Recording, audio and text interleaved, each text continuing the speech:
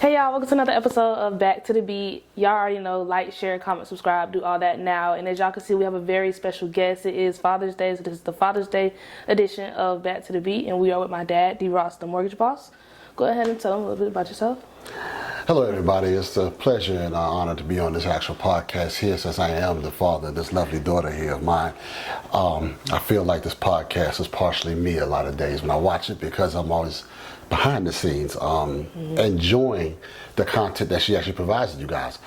I think that also today being Father's Day, you know, y'all pay tribute to fathers, but as well as we pay tribute to our kids because our kids what makes us. You know, we do what we do as fathers because of our kids. The sacrifices we make, because we was all single guys, we wouldn't really care about doing anything other than, but since we have kids and everything, and they kind of motivate and drive us, so I salute you for your vision and everything that you want to accomplish in life. Thank you. I told you to tell them something about you. And you was talking about... I had to switch it to you, though. You know, I'm going to give homage first before I say about me. Okay, thank you so much. There you go. See, I'm trying to be right. Okay. So, again, my name is DeMarcus Ross, a.k.a. D-Ross, the mortgage boss is what my Instagram is, Twitter is, or X, whatever you want to call it. Even my new TikTok account is... Oh, you made a TikTok? Yeah, Dad got a TikTok account. Yeah, Dad got a TikTok account. Yes, but it's D-Ross, the mortgage boss. That's my new adventure. My previous adventures, or same ventures I always do today, is still my IT professional as well. I have a couple of IT companies. Do a lot of cybersecurity, which has been around for decades for me. They just got a new phrase for it called cybersecurity, but in any event. Came up as a network engineer, network engineering, project management, design and security. Been a consultant for over 30 years and branched off into doing mortgages and home loans and investor loans for people. Became an investor back in 1997, my first investment into real estate. And took that from there. And of course, your brother was born in 97. Again, sparked things, maybe buy real estate then. You come around in 99, which I'm trying to like telling my age a little bit, because I'm still 27. So that makes sense because I'm 24. Exactly, I'm 26, 24, that's right. So being that 99, when you came along, you know, it was one of those things whereas you got to keep pushing because you kids get to be a bit expensive at times, you know. Y'all have y'all wants and y'all demands. That's what y'all sign up for. Yeah, you can say it like that. You call it a sign up. I call it actually I call it an honor and a blessing to be able to have. Okay, that's amazing. That's better. You said sign up, like I went down there and signed my name on the dotted line for a kid. Nah, But no, originally from Washington, D.C., born and raised. Wait, we're going to get into that. Yeah, I just said a little bit. My fault. Okay, y'all, let's go ahead and get to the eyes. We're going to talk about the future, the vision, stuff like that. So my first question is, where do you see D-Ross, the mortgage boss, in 5 years? D-Ross mortgage boss 5 years. Still doing loans, but with a bigger team. Okay. Bigger team meaning helping more people, having a greater outreach to educate. It's not so much about doing the loans, it's about educating people on the process and what it takes to actually close your deal. A lot of people think that that the 0% down and all this other stuff right there is something that you want to do. I often tell people that's not true because there's always going to be money coming to the table. And the way they pitch it, it's a play on words. And I've just pretty much dispelled the play on words in a lot of things. But for my future of it all is being able to educate, reach more people, and you know, just grow a team and just have fun while doing it. Okay. And just to get into you as a person, what are you feeling for like a future dream car? You asked me a future dream car. You know that's a tough question, right? Yeah. Okay. I don't know. Gotcha. Because a lot of times with dream cars, it's something that you can't see yourself attaining because you're dreaming about it. Versus for myself, I could pretty much drive anything I really, really want to drive. Yeah. So I'm kind of torn. I have had the experience of went to Vegas one year for a buddy of mine's birthday, and we ran a Lamborghini for 24 hours. And I was like, okay, cool, it's nice. Would I buy one? I don't know. McLaren. Yeah, that's my dream car now. Has been something that's been ringing in my ear. I got a couple partners got Lambos too, so it's like, you know, all right, cool. And I got a partner got McLaren as well. So McLaren's ringing my ear. Ferrari has always been there though. However, it's almost like the two Italian companies, Ferrari and Lamborghini, arguing with each other. Mm-hmm. And I'm a fan of the Volkswagen house, meaning the German cars. As far as all the German, just not just German cars, but Volkswagen owns Ferrari. I mean, excuse me, Lamborghini, Porsche, Audi, Bugatti, Koenigsegg, and I'm probably missing one. Either Rolls Royce or Bentley. One of those two. Volkswagen owns all those. So that house I always like. You know, if I had an Audi, I have a Porsche now. But you know, if I had to go up and say what would be my next dream car, I'd probably cross over to the Ferrari side just because. My dream car used to be the Porsche Macan until I started driving it. So I started driving it. I'm like, okay, you could buy a Porsche Macan whenever you feel like it. So, yeah. Whenever you feel like it, you can buy one. Or you can. Notice I stress the word you. Why? Oh. No, okay. So, yeah, I think my dream car now is McLaren, though. What do you like about McLaren? It's fast. That would be your answer. Yes, it's rare. Mm-hmm. But what about a future dream house? What are 3 things that your future dream house must have? That's a good question again. Well, and again, me being a loan professional, I know a lot of programs where you can make things happen. Mm-hmm. However, and me work with a lot of builders, I know quite a few builders, such as your shout out to Gene Johnson Construction Kings, KP the Builder. Mm-hmm. These guys are awesome. And I guess, I don't want to say 5 bedrooms because that's too big for me. But 5 bedrooms, basement, pool. If I built another house, I'm going to do it to the max. Mm-hmm. I'm going full basement, totally finished out, 6 car garage at least, pool, in-ground pool, spa. And this house will be in Florida? Negative, Ghost Rider. That pattern is full. I got to hold on a second. Woo. Because I know you love Florida so much and the weather. You love it. So I was just thinking that's where it would be. It's funny you say that. Because I have looked at the Porsche Design Tower in Miami. I did look at that.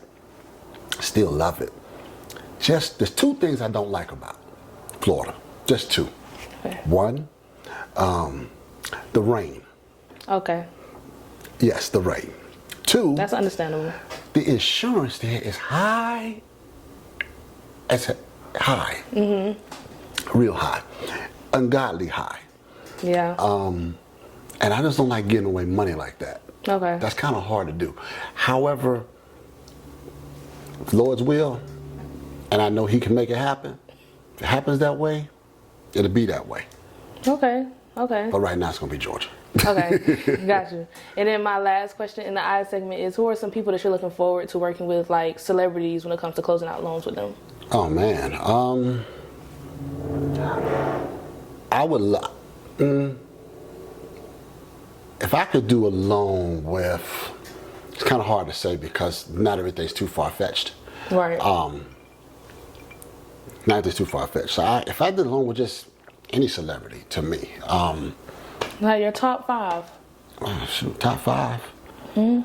I'll throw it out there then in that case. Martin Lawrence. Martin Lawrence, yeah. Yes, I like Martin. Of course, Will Smith, because of my nickname. Because we've seen the Bad Boy movie too just recently, so it's kind of hard to say that one off the top of my head. Let's see. Actually, funny as it may sound, Redman. Okay.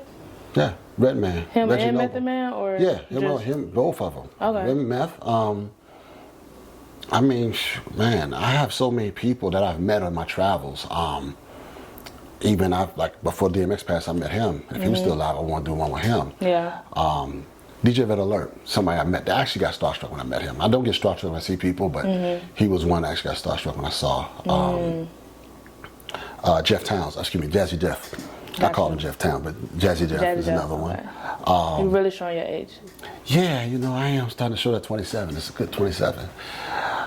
I mean, just those guys would be 5, 6 of them that I would love to do a loan for, or do any type of investment property with. Shaquille O'Neal, who lives here in Atlanta, I would love to do one with him. Yeah. Charles Barkley, who frequents Atlanta a lot. I'd love to do some investment property with him as well. Somebody I just seen recently. Who did I just see recently? Oh, last night I saw Smoke from Field Mob. Yeah. Okay. I know I'm gonna do some stuff with him. Smoke, you already know we got business to do, bruh. You know. Okay. Gary Owens as well. I've seen him as well. Which we got business to do, bruh. So yeah. Okay, that's good. All right, y'all. That is it for the eye segment. Next, we're going to get into the face segment. Okay. All right, y'all. We are back with the face segment. Now we're going to go ahead and get into the foundation because foundation goes in the face. You know about makeup? Yeah, I know about makeup. You know, I'm a great makeup artist. No. Okay. So then we're going to talk about adversity you faced like on your journey and stuff like that. So Okay. now I just want to ask you, the foundation, where did it all start? Like, how did you become DROSS the Mortgage Boss? Well, actually, it all started, you know, I had to give a shout out to my mother and of course my father, and that journey was a long journey, you know, as far as becoming the person I am today. So I have to give them, and my grandmother, of course, my grandfather, you know, they kind of shape you and mold you into who you become, either by force or by choice. You can choose to follow, or they can force you to follow. You know, and that's the beautiful part about it. For me, the journey was just about faith. Because along your journey, you find that people will tell you what you can't do or what you ain't gonna do. And use that word ain't a lot. And then you have to figure a way how to persevere and still achieve the things you really want to achieve in life. I always tell you guys, if it's something you really want in life, go for it. Give it a shot. You know, if you're gonna go at it 100%, not half speed, full speed. And if you're gonna mess up full speed. That way, when you mess up, you would know that I messed up full speed. You gave it 100% effort. You won't go back through it again. So a lot of that, as far as my upbringing, is learning that. You know, sometimes you will walk into a situation, as we say, half-cocked or not all the way ready, and that situation becomes bad, and then you say, well, dang, I didn't give it my all, and it was bad. Or it becomes out good, and you didn't give it your all, you could have got even better. Yeah. So a lot of times in the journey of life, you always want to live every day to the max. And whatever you want, let's go for it. Okay, but where did it all start? How did you become DROSS the Mortgage Boss? All right, since you're going to ask me that one, I'll give you this one too. So, DROSS Mortgage Boss actually came because of a buddy of mine by the name of Tim T. Mercer, Mr. Bootstrap Millionaire. He's a real good friend of mine. He asked me I asked him to open a mortgage company. And he says to me, no, I ain't doing that, I don't make no money. So I said, okay, fine, no worries. I went on back doing what I was doing. He calls me a year later and said, hey, Ross, I need you to get your mortgage license. I'm opening a mortgage company. I'm like, dude, I asked that a year ago. Yeah. So then he says, nah, for real, dog, go do it. So I went through the whole exam portion and classes and all that, and got my license. And we were sitting around in the office one day, and of course, he always calls me Ross. Ross, what you doing today, man? What's going on? And just so happened, his sister-in-law was there, Lysandra. And Lysandra has a twin sister, identical twins. So I told her, I said, you know what, you should be the mortgage twin. You know, and she's like, yeah, that's tight, I like that. Lysandra's mortgage twin. I said, yeah. And he was like, well, you know, D. Ross. I was like, you know what, D. Ross the Mortgage Boss. That could rhyme. That sounds real good, let's do that. So we just started playing around with it, and I was like, you know what, let me check something. So I'll go, every time I start a new business or start a new brand or something, I always go and look up the DNS name, make sure I could .com it or .net it at the least. It was available, I bought it right then and there. I got email addresses set up for it. I got everything set for the whole domain. So I own it. So I just went out and said, hey, you know what, DROSS Mortgage Boss, let me just buy the whole thing. Yeah, okay, that's good. I feel like stuff like that, when people talk about just going out and doing something like right on the spot, that really sets in stone, like, okay, I'm committed now, I just got to keep on doing it. Yeah, when you spend your money on it, you got to be committed to it. That too. Yes. Okay, then my next question was, what are some adversities that you faced while being DROSS the Mortgage Boss? Oh, man. And how did you overcome them? Like, what's one? Oh, one of my adversities, I never forget, I did a lady's loan, and she, first time home buyer, and systems normally spoil you. They'll fill in the stuff for you and everything like that. And as a licensed loan officer, you're responsible for everything. Like, if I forget to disclose something and it closes, they make me pay for it. So I had to pay this girl's transfer taxes one day. And I was like, why is my check short? I know what kind of money I'm supposed to have. So Tim was looking at me like, oh man, why the deposit? Why the wire short? I'm like, bro, I don't know why. So we going back and forth, everything. So I contacted the actual lender that I took her loan to, because me being a broker, I have access to a bunch of lenders. So I partnered with one lender, took a loan to it, and the guy, I never forget it, old man said, Ross, you had a cure. I said, a cure? Ain't nobody damn sick, nothing like that. Shit, what are you talking about? He said, man, you had to pay somebody taxes today. Oh, wow. I was like, that's why my check up a couple $1,000 short. They're like, yeah, you didn't disclose it. Rule number one, I learned then, I'm gonna disclose stuff that don't even need to be disclosed. I'm telling every goddamn thing. Gotcha. Because I'm not gonna, you know, and then she was happy. Yeah, because you took care of it. Yeah, I wasn't happy. So, like, she didn't have to pay you back? No. By law, by federal law, if I forget to disclose something and it comes out that I didn't disclose it, you as the borrower don't have to pay it. Gotcha. I have to pay it. That sucked. So how you overcame that was just now you disclose everything? Everything. Okay. And I talked to everybody before disclosing. Okay. And I disclose. I disclose everything. I'll find something to disclose. Even, just because I disclose it, don't mean it's going to be billed. So it come off. It's like a loan I just recently did for somebody. I disclosed charges, just proration charges. I just do some proration charges on it just because. I'm like, no, you ain't going to get me no proration, nothing. I'm just going to throw it out there. If the attorneys will catch it, they'll adjust it. But I disclosed it up front to the borrower. They signed off on it saying that, yes, they're going to be charged this here. Now, if the attorney says, we ain't going to charge it, let's get off my back and we'll get charged for it. Okay. All right, then since it is Father's Day, I wanted to ask you, what is one adversity that you faced while being a father and how did you overcome it? Wow, one adversity being a father. I would say the biggest adversity you never overcome is time. Because time is something that you try to have for everybody.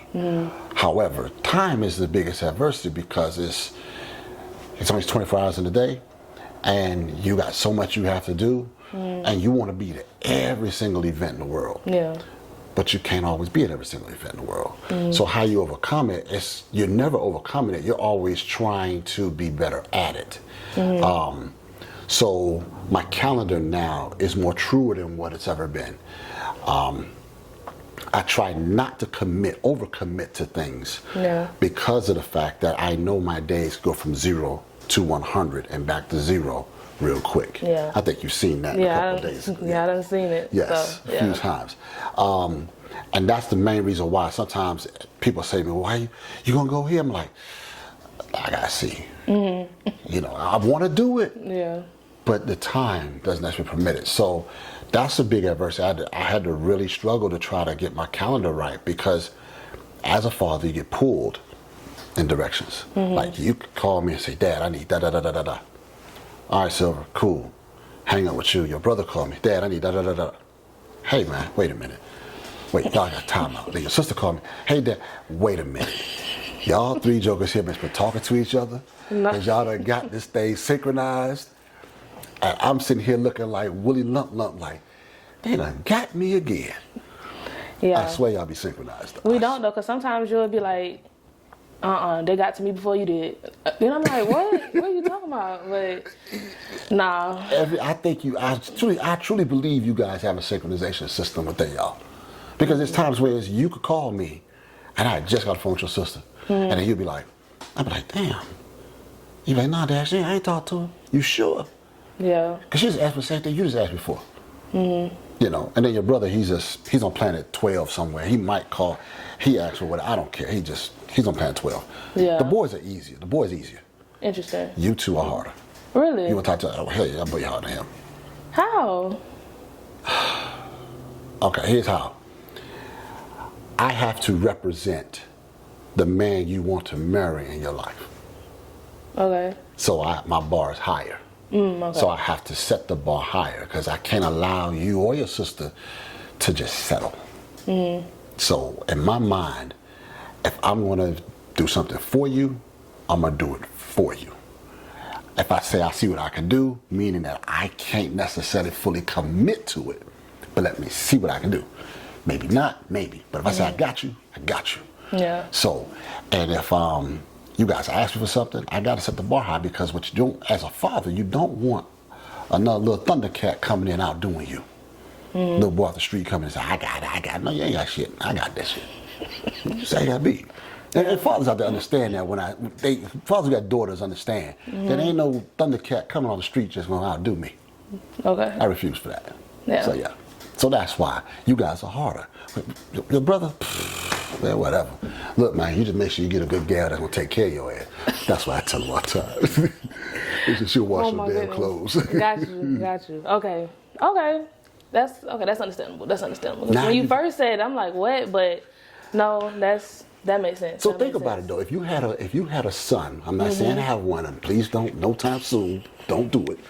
However, if you had a son, you would set the bar high for the woman who wants to talk to him or deal with him. Because you're going to show him things like cooking, cleaning, how to take care of himself in a way that he doesn't necessarily need a woman to necessarily do for him. If a woman comes in his life to do for him, kudos, that's cool, but she's got to do it at the level above what you would do. Yeah.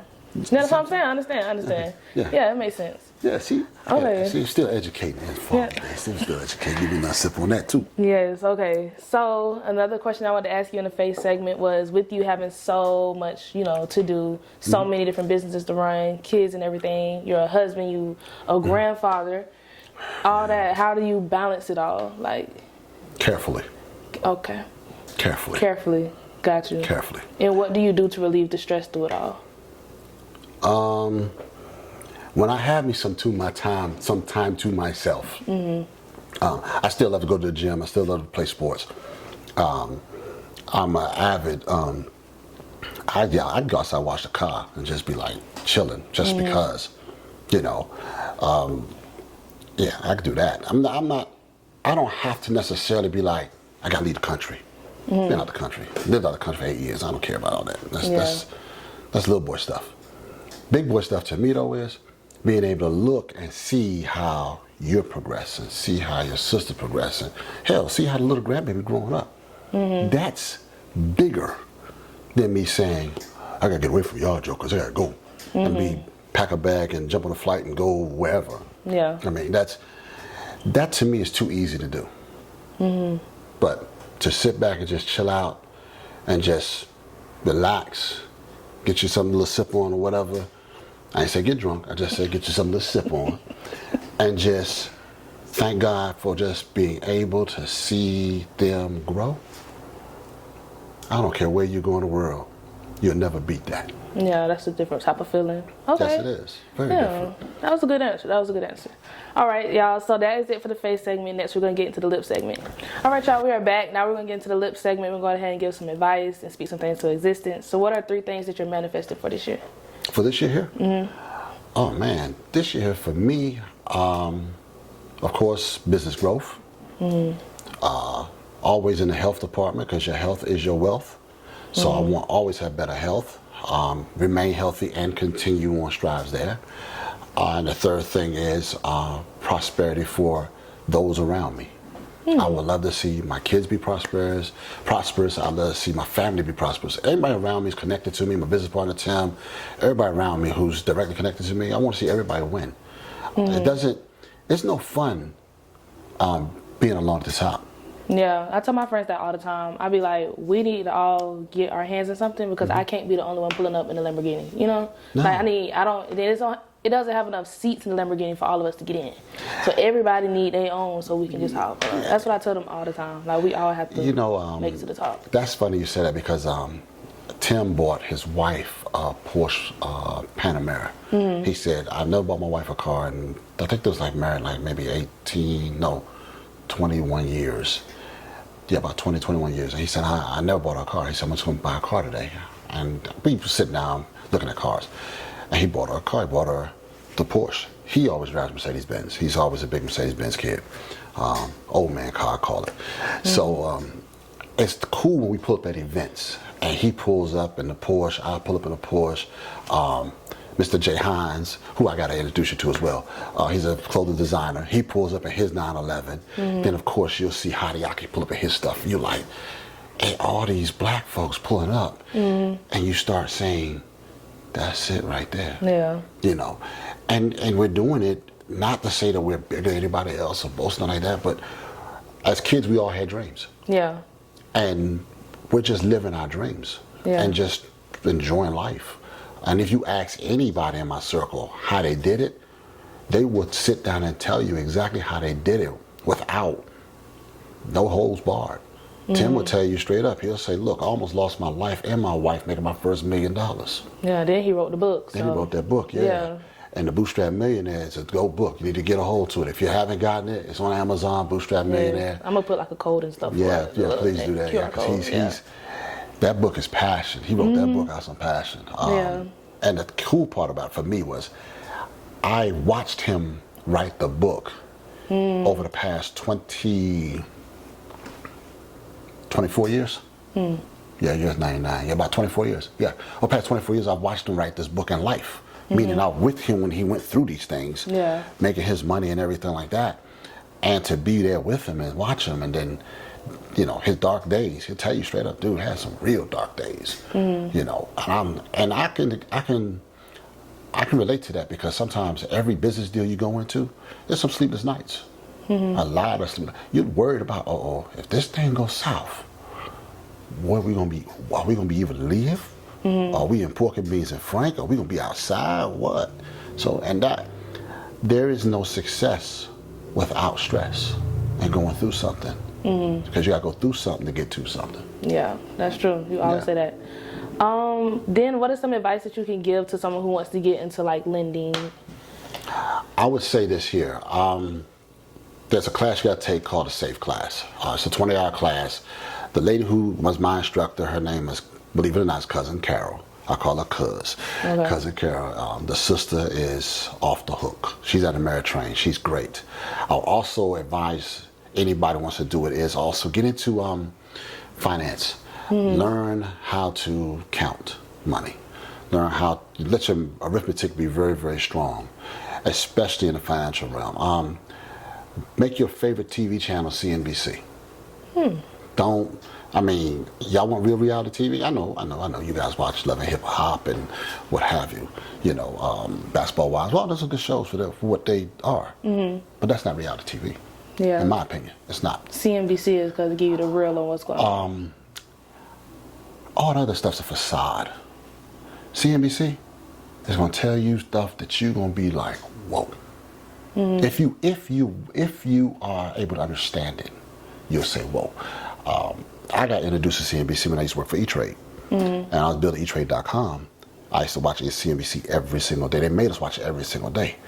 And I learned right then and there, when them tickers, when the DAC is up or the S&P is down, you just lost some money, probably.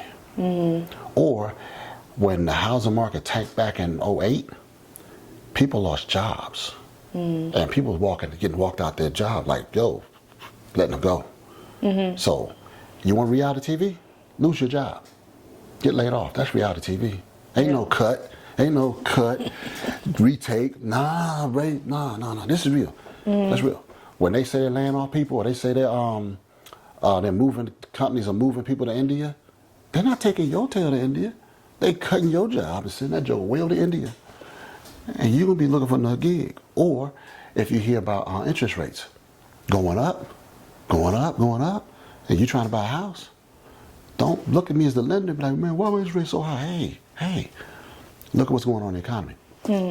That's why I say CNBC is the reality TV.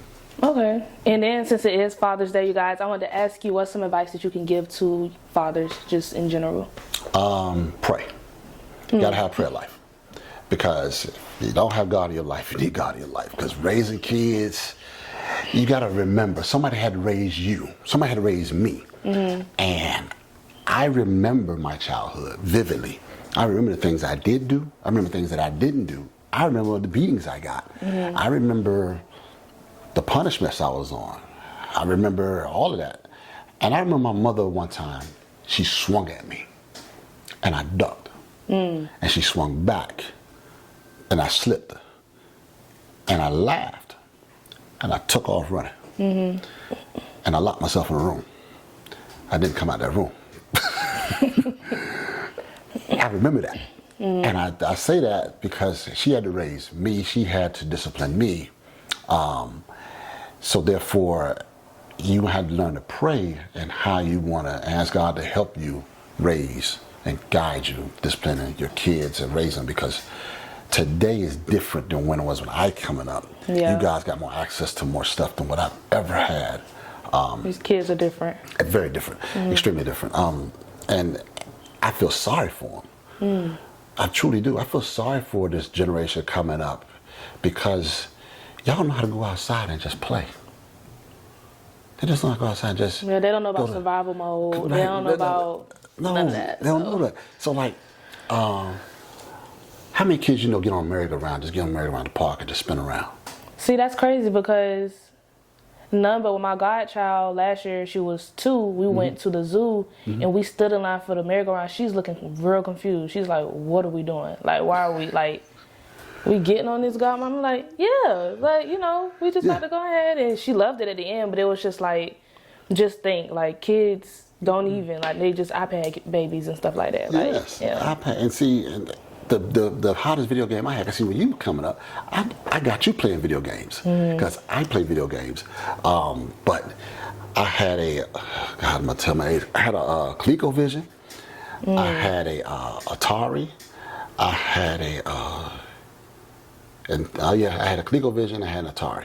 Those are 2 I had. I had my 2 different times though. I had the Atari first, and I got the ColecoVision second. And then I went from there to a PlayStation years later. So the games we had were very cheesy, you know. Except for Donkey Kong was the best. I still love Donkey Kong to this day. But that's what we had. But most of the time I was outside playing football, shooting basketball, you know, whatever. You know, hanging out with the fellas, you know, being in the house. Nah, never. So so now today, you know, you got kids got internet, got the iPhones, and they all about playing games on the iPhone and on the iPad. No social skills of how to actually interact with a person to, you know, even like something even stupider was like when you wrote a letter to a little boy saying, hey, I want to be your girlfriend.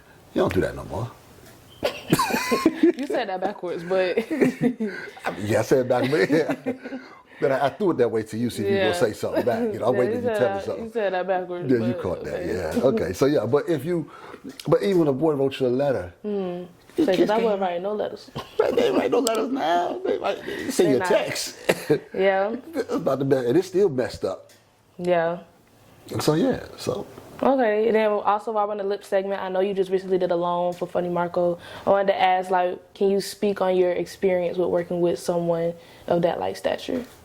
I can speak on that experience. He's Funny Marco really is a good dude. He's hilarious. He is truly, truly funny. Even when he's trying to be serious. Literally. He's funny. And for him, honestly, it was easy. He told me he was gonna try to make it hard. But it really was easy. He just followed the instructions. Him and his team. I got to give a big shout out to his team. His team is awesome. Harvey, awesome. This is an awesome team. Whenever I needed something from him, it was almost like, snap, got it. Don't worry about it. Even to a point where I had to go have him sign a document in his own signature and everything. And I called him up. He said, man, come to the house. I said, all right, I'll come to the house, no problem. He said, hey, man, I'll give you some gas money. I said, I don't want no damn gas money. Come on. I need you to sign this document so I can get this people folks. He said, well, come on to the house. I get to the house, he ain't home. No, he ain't home. He not home? How you tell you to go to the house and he not home? That's Funny Marco. He not home. Yeah. See, to him, I kind of see a little me in him. Because and I may say this to you, like I may say, I'm just like 10 minutes down the road or 5 minutes down the road. Yeah, you don't be.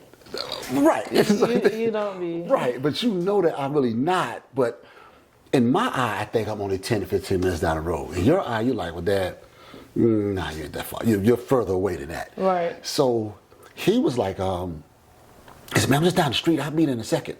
So about 10, 15 minutes go by. He pulls up. We go in the house. He signs the document. I didn't look at it. Shame on me. I glanced at it, but I didn't really examine it. We talked for a minute. Me and his team was talking. I look up. He on the couch sleep. He got me blocked in. I look outside. It's a brand new 7 Series outside. I said, well, look, either A, well, I'm not going to leave my car. Right. But I sure wouldn't mind having that brand new 7 Series either. So they spent 10 minutes trying to find the keys to it. They couldn't find the keys to it. Oh my goodness. The keys were in the car. You left his keys in the car? Yeah, the keys in the car. Wow. So when he finally backed out, he came outside to see my car. He was like, hey man, I like your car. I said, I like your car. Yeah, okay. I really like your car. I really like your car. Where we going with this? Because I think you about to say the ultimate words of this trade. Yeah. So when we get to closing, he said, so I signed these documents, right? Do I get the Porsche? Yes, you do actually get the Porsche. I had Macan outside. You had the other one, not the other one. yeah. I had the one he wanted. And he looked at me like with the sour face, like you know how the little Ron cartoon be. He said, "You ain't shit." That little meme he has. Yeah. That's how he gave me that look there. Because he didn't have the one. He didn't have one. No, he had He one. didn't have the one that he wanted. Correct. Even when he came here, he seen both in there. He looked at the Macan, but then swung all the way over to the 911 like, oh. And I'm looking at that 7 like, well. So that's literally how it was working with him, just all jokes and. Oh my God. But y'all got everything done. Oh yeah, we got that done in good time and everything. It was it was fun actually doing his loan because he actually said something one time. He said, if it's God's will, it'll happen. And that's how he left it. And when he said that to me, we good. We good, dog. That means you trust in God like I trust in God. Because I believe that his will should be done on earth as it is in heaven. That's his will. So if that being said, hey, his will is his will. Right. And his will was for him to get that house, which is very nice. Yes, that's true. That's true. Okay, y'all, that's it for the lip segment. Next, we're going to get into the random questions.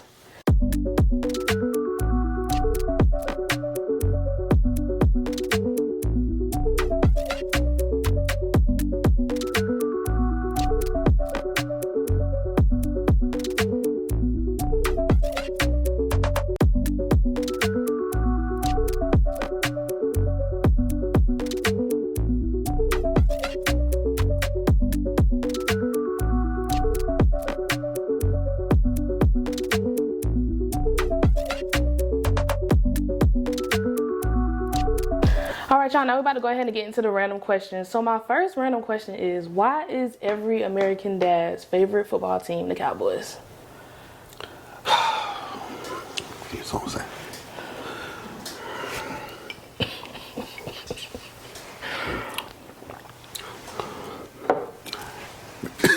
The reason why is because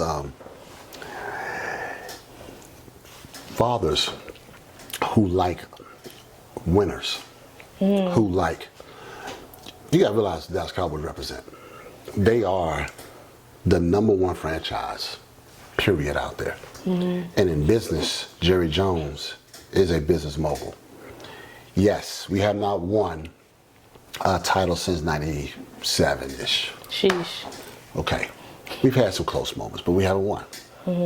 However, every team in the NFL should be thanking us because Jerry Jones is actually letting them make more money than anything else through his businesses within the NFL and how he has restructured some things, and we even went to court against the NFL and won. He's actually sued the NFL and won for players that make more money.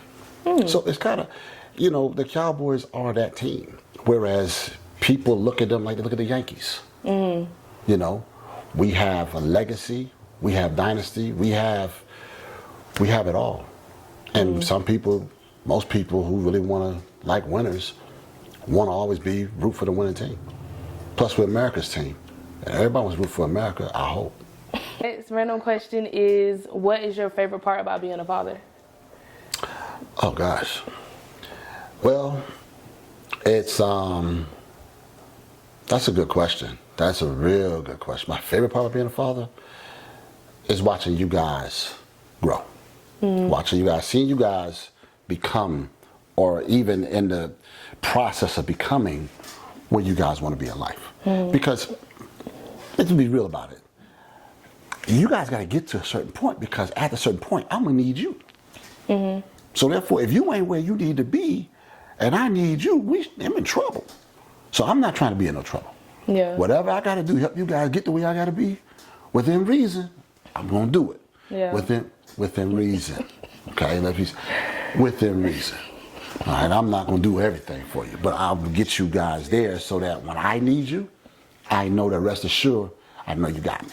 Yeah. That's right. And even for your mother, same thing. Because if not, like my father always tells me, I don't need you. Ain't no way where I'm ever need y'all. And I tell him all the time, that's why I got cameras in your house right now. Yes, I'm watching you. Because he does stupid stuff. You know, your grandfather does stupid stuff. I'm going to set the house on fire. A couple times, set himself, set his clothes on fire. Fell off the roof one time. Stupid stuff. He had no business doing. The stuff he was doing, had no business doing. So therefore, I'm to a point in my life now where I can look after him. So that's how I do it, But if I wasn't to this point in life where I could do anything for him, me or my brother, he'd be running reckless wild, and we'd have a whole lot of mess to clean up. Yeah. So the whole object is, the thing I love about it is to watch you guys get to where you guys want to be. And that to me shows, that's like fulfillment. Yeah. Okay. And then who is your favorite child? Me. You is not answering. You is not answering. I said Brianna. That's your grandchild. Child's at the end of it, right? Okay. The right answer was, I don't have one. I love all y'all equally. That was the right answer. There's no right answer in this one. Because if I say that, you're going to say that's impossible. You can't love us all equally. You should have had an even number. Well, no. We're not going to get into that one. No. Here's the thing. Brianna is the favorite one right now because she's the youngest and she don't talk. She just, that's all she say. Okay. Now, when she starts asking for stuff, she'll be becoming that number when I say these words here, like, okay, all right, now you ask who the favorite child is, I'm going to go right back to me. Okay. Because I'm still a kid at heart. Okay. I have to take care of me. Yes. So, you thought I was going to say you? No, I was just thinking that you was going to say it was equal all the way around, like. Well, if you want to say it that way, I mean, all of you guys. Because like I said, that is the right answer. I just wanted to see what you was going to say. I said the best answer was give it to the kid. Oh, my goodness. But, no, all you guys are equal. It's just the simple fact that. I always ask dads when they come on the platform who their favorite child is. Like when I interview my cousin Chris, he has 3. 2 girls and a boy. And I asked him, who's the favorite one? He's like, I love all of them equally. Like, that's the standard. I'm sorry. That's what you're supposed to say. I'm not going to be standard. I'm not going to be standard. That way, you, your brother, and your sister, all 3 of y'all can always ask that question every time. Who's the favorite? Because I named somebody who's not one of you 3. Interesting. So now you still wonder who's the favorite, right? No, like, no. Oh my goodness. So let me ask you a question then, since you asked that. Okay. Out of your 2 other siblings, who's your favorite? I don't have a favorite. You know? I don't have favorites in anything, really. I don't have a favorite aunt. I don't have a favorite, it's just too much. What's your favorite food? See, that's the thing. I love food so much. I can't just pick one. You can't? You sure? Yeah. Okay. That's hard. Like, I'm a picky eater, but what I do eat, I eat a lot of it. So it's kind of... So let me ask you this here. If Chick-fil-A closed down forever... I don't know what I'll do. I don't know what I'll do. Yes, it's the silver effect. Back to the beat. Depressing. She is a Chick-fil-A fiend. I am. If Chick-fil-A is closed on Sundays, she is in the corner scratching. Y'all understand this? Oh my goodness. So just if Chick-fil-A saying is that closed made me sad. forever, They can't went do under. that. They can't do that. Why not? It happens. I mean, any business. Not to them. So what you're saying that Bojangles can go in there before they do? Yeah. I don't see Bojangles like that.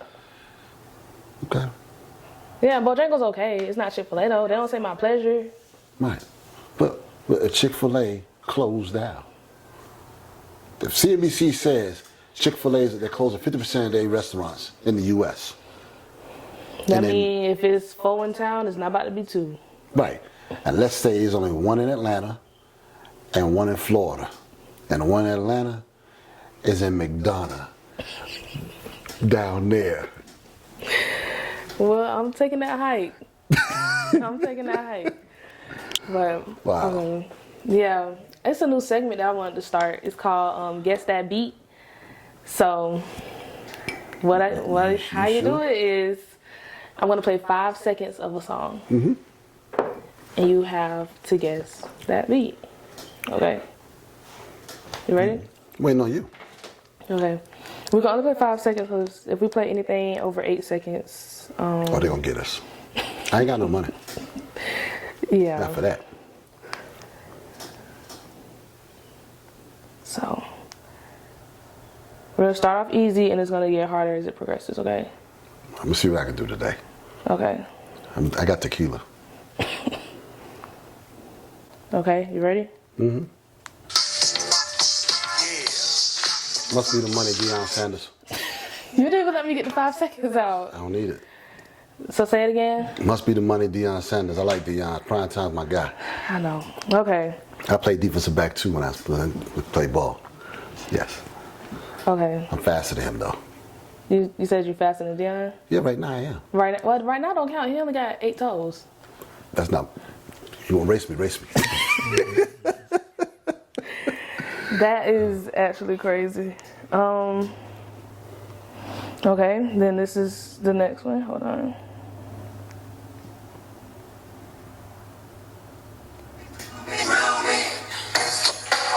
Guy, Teddy Riley, Groove Me. None of these gonna be hard. I thought it'd be hard, you know. Okay. The next one, I had it. I'm not trying to go in my notes. I'm trying to keep it off the dome. You're doing good. Okay, thank you. The next one was.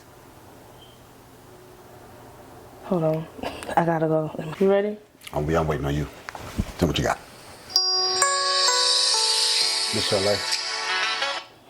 What's the name of the song? It's Miss LA. Dang it, I know the song too.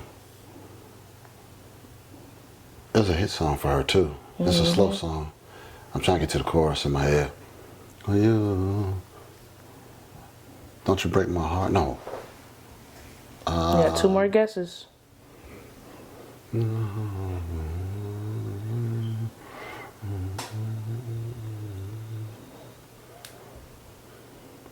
Something you need to know, something in my heart. Yep. That's it, yeah.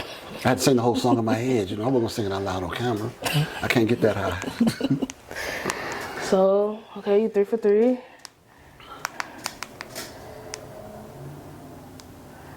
Okay. Hold on.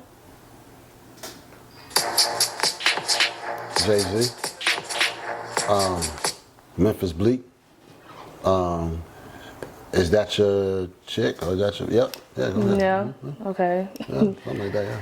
That's 4, and then the last one. Beats was done by Timbaland, if I'm not mistaken. It's like a Timbaland beat. Yeah. Yeah, that is a Timbaland beat. I kind of know a little bit about music. I know you're gonna give me something crazy now. I know the last one it has to be. Super crazy. Go for it.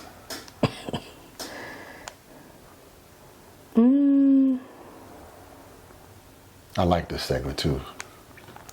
When you interview MC Razor, my barber, I got the songs I want you to give him. Okay. I'm gonna bust him up. This is the last one. Really? Come and talk to me. You know, I really want to see you. I mean, I got you choked up on like 2 of them, so. Okay. All right, y'all. That was the end of Guess That Beat. I hope y'all like that segment. Y'all let me know in the comments. Tell them where they can find you. You can find me on Instagram at DROSSTHEMORTGAGEBOSS, TikTok, DROSSTHEMORTGAGEBOSS, as well as X or Twitter, DROSSTHEMORTGAGEBOSS. If you want to look to get pre-qualified for a loan, DROSSMortgageBoss.com. Okay. All right, y'all. Make sure y'all tap in. Go get y'all some loans. You giving out money, right? I can. Okay. Sometimes. Depending on how I'm feeling that day. Okay, y'all. If you got excellent credit, the likelihood of you getting money at the table is if your credit is excellent. But anyway, just still hit me up. Let's see what we can work out. Ain't no telling what can happen. All right. Y'all, thank y'all for tuning in. And be sure to go ahead, like, share, comment, subscribe, and tune in next week. Peace.